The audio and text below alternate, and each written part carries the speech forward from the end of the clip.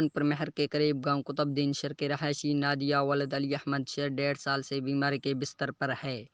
علاج کے لیے محنت کش باپ نے اپنی جمع پوچی خرچ کرنے کے بعد اپنی 1 ایکڑ ذریعے زمین فروخت کر کے اپنی بیٹی کا علاج کراچی کے مختلف ہسپتالوں سے کروایا، مگر طبیعت بہتر نہ ہو سکی۔ ڈاکٹروں کی جانب سے محنت کش احمد شر کو بون میرو ٹرانسپلانٹ کا مشورہ دیتے ہوئے علاج کے لیے 45 لاکھ کا خرچہ بتایا ہے۔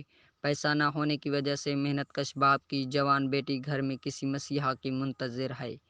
اس حوالے سے بیمار لڑکی کے والد علی احمد شر نے میڈیا کو بتایا کہ اپنی جمع پونجی اور ذریعے زمین فروخت کر کے اپنی بیٹی کا علاج کراچی کے ہسپتال آغا خان ڈاور اینڈس ہسپتال سے کرایا ہے، جس پر 40 لاکھ کا خرچہ ہوا ہے، مگر میری بیٹی صحت یاب نہیں ہو سکی۔ محنت کش باپ کا مزید کہنا تھا کہ ڈاکٹروں کی جانب سے بون میرو ٹرانسپلانٹ کا مشورہ دیا ہے، جس پر 45 لاکھ کا خرچہ ہوگا۔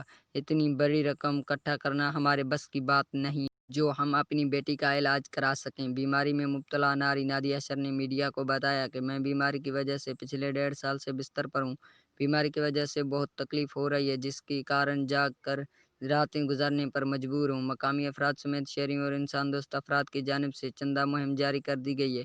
بیمار ناری نادیہ شر اور اس کے والد محنت کش علی احمد شر نے وزیر اعظم پاکستان، وزیر اعلیٰ سندھ مہر سردار سمیت P T I M P اے سردار میر شہریار خان شر سے اپیل کرتے ہوئے کہا کہ سرکاری خرچ پر علاج کروا کر میری بیٹی کی زندگی بچائی جائے۔